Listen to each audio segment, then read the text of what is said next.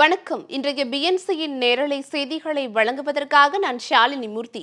விரிவான செய்திகளை பார்ப்பதற்கு முன்னதாக தலைப்புச் செய்திகளை பார்க்கலாம். தமிழ்நாட்டில் கொலை நடக்காத நாட்களை விரல் விட்டு எண்ணி விடலாம். பாஜக தேசிய செயற்குழு உறுப்பினர் அண்ணாமலை குற்றச்சாட்டு. ஜனநாயகன் படத்திற்கு ராகுல் காந்தி திடீர் ஆதரவு. மோடியை விமர்சித்து ட்விட்டரில் பதிவு. போதையில்லா மாநிலமாக கனவு காணும் தமிழக மக்கள் ஸ்டாலின் நிறைவேற்றுவாரா என உதயகுமார் கேள்வி. பொங்கல் பரிசு தொகுப்பை போகி நாளிலும் வாங்கலாம், தமிழ்நாடு அரசு அறிவிப்பு. ஆம்னி பேருந்துகளில் அதிக கட்டணம் வசூலித்தால் புகார் தெரிவிக்கலாம், தொலைபேசி எண்ணை அறிவித்த போக்குவரத்து துறை. திமுக அரசின் தோல்விகளை வீடு வீடாக கொண்டு சேர்க்க வேண்டும், பாஜக தேசிய செயல் தலைவர் நிதின் நபீன் வலியுறுத்தல். காணும் பொங்கல் நாளில் 16,000 போலீசார் பாதுகாப்பு. மெரினா கடற்கரையில் குளிக்க தடை விதிப்பு. தமிழகத்தில் விரைவில் ஆட்சி மாற்றம் ஏற்படும், அதிமுக கொள்கை பரப்பு துணை செயலாளர் கௌதமி உறுதி. கோவை டாஸ்மாகில் காலாவதி மது விற்பனை செய்வதா? பாஜக தேசிய செயற்குழு உறுப்பினர் அண்ணாமலை கண்டனம்.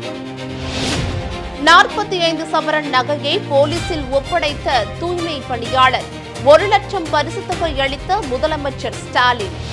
இனி விரிவான செய்திகளை பார்க்கலாம். தமிழகத்தில் கொலை நடைபெறாத நாட்களை விரல் விட்டு எண்ணி விடலாம்.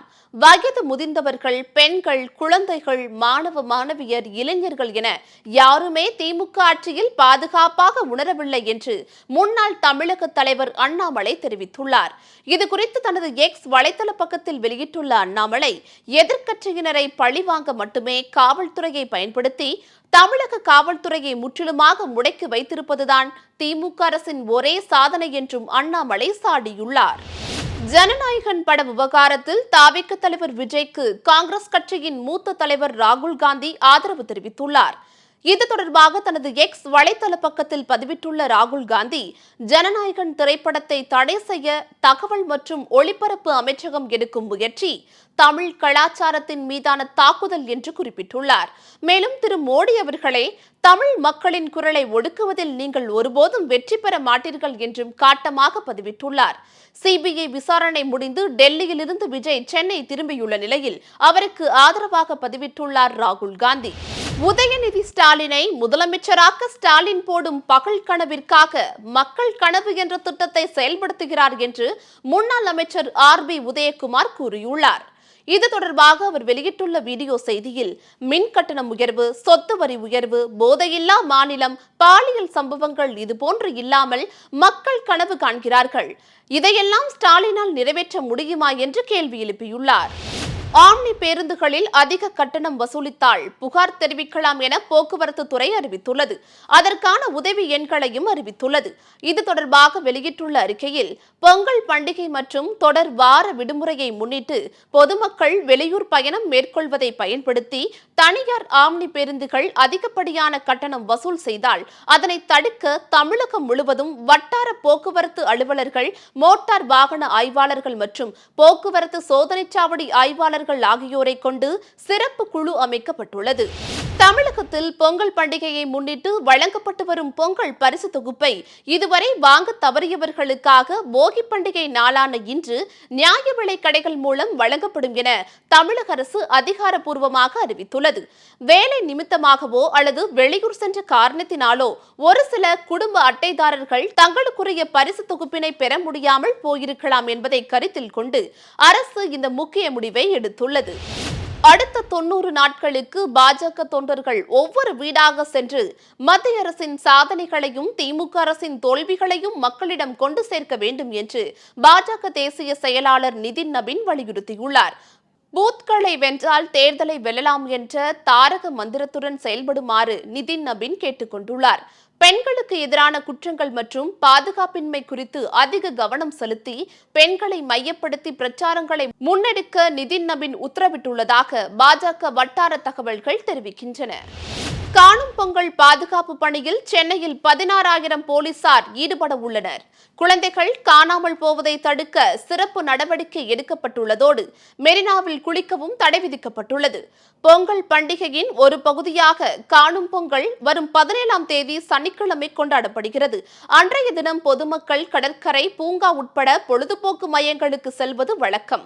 மக்கள் அதிகளவில் கூடும் இடங்களில் எவ்வித அசம்பாவிதமும் நிகழாமல் தடுக்க பாதுகாப்பு ஏற்பாடுகள் செய்யப்பட்டுள்ளன.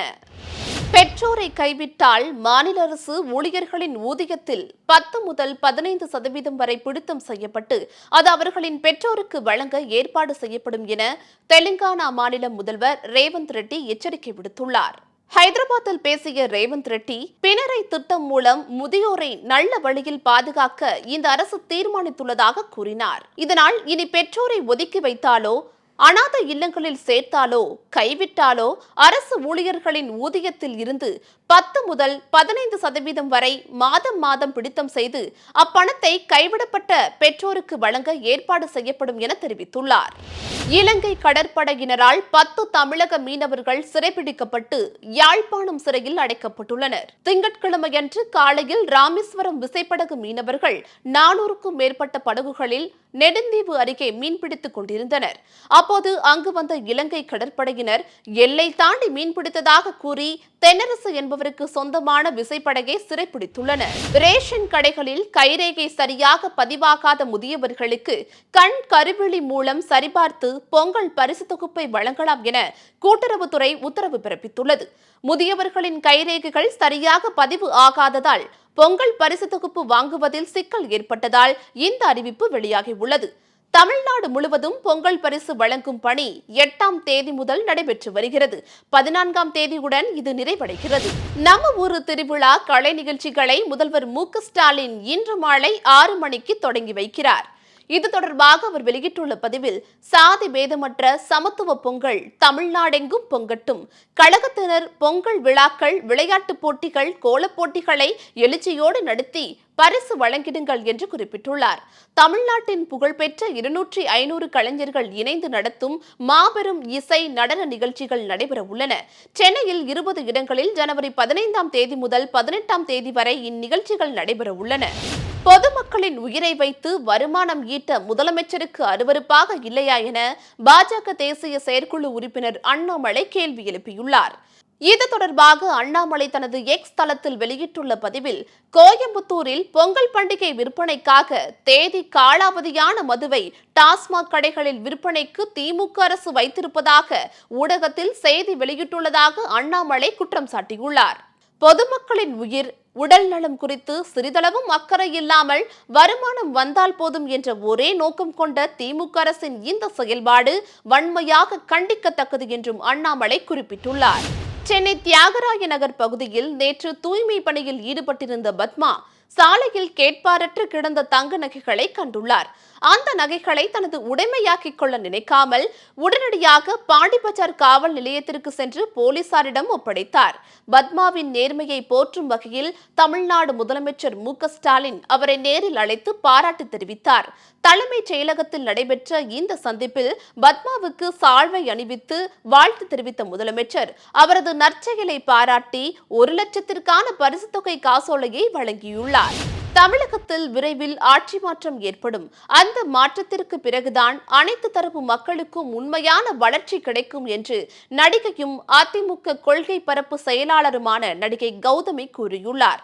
செய்தியாளர்களிடம் பேசிய கௌதமி, தமிழகத்தில் பெண்கள், குழந்தைகள் மட்டுமல்ல, பெரியவர்களுக்கே பாதுகாப்பு இல்லை என்று குற்றம் சாட்டியுள்ளார்.